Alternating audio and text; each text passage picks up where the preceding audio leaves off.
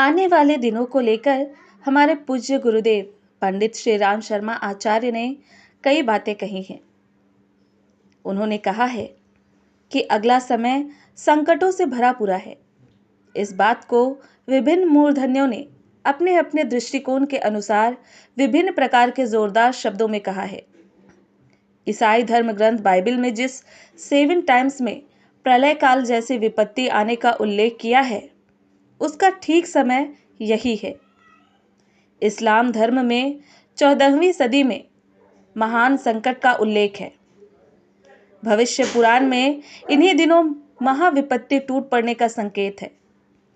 सिखों के गुरु ग्रंथ साहिब में भी ऐसी ही अनेक भविष्यवाणियां हैं।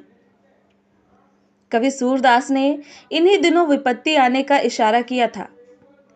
मिस्र के पिरामिडों में भी ऐसे ही शिलालेख पाए गए हैं।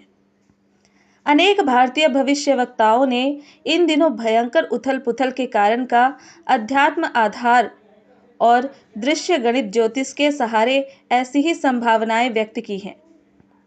पाश्चात्य देशों में जिन भविष्यवक्ताओं की धाक है और जिनकी भविष्यवाणियां 99% सही निकलती हैं, उसमें Jeane Dixon, professor Harar, Anderson, John Bower, Cheiro, Arthur Clarke, Nostradamus, Mother Shipton, Anandacharya आदि ने इस समय के संबंध में जो भी संभावनाएं व्यक्त की हैं, वे भयावह है।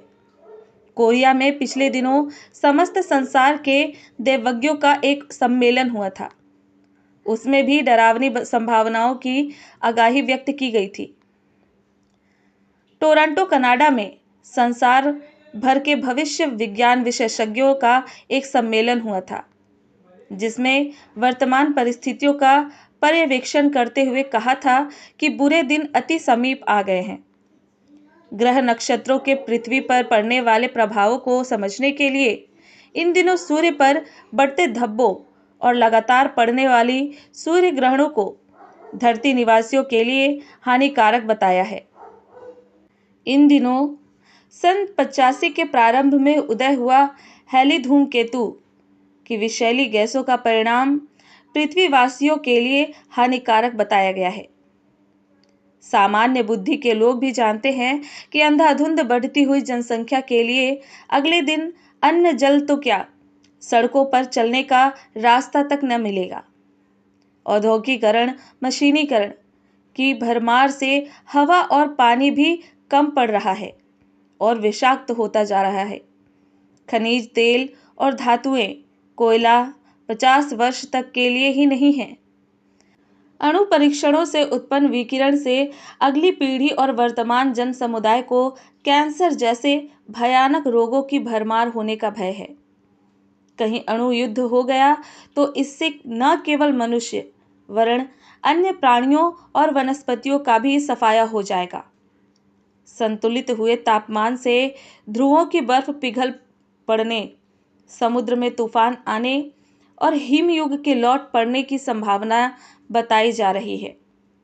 और अनेक प्रकार के संकटों के अनेकानेक कारण विद्यमान हैं। इस संदर्भ में साहित्य इकट्ठा करना हो तो उनसे ऐसी संभावनाएं सुनिश्चित दिखाई पड़ती हैं जिनके कारण इन वर्षों में भयानक उथल पुथल हो। सन 2000 में युग परिवर्तन की घोषणा है।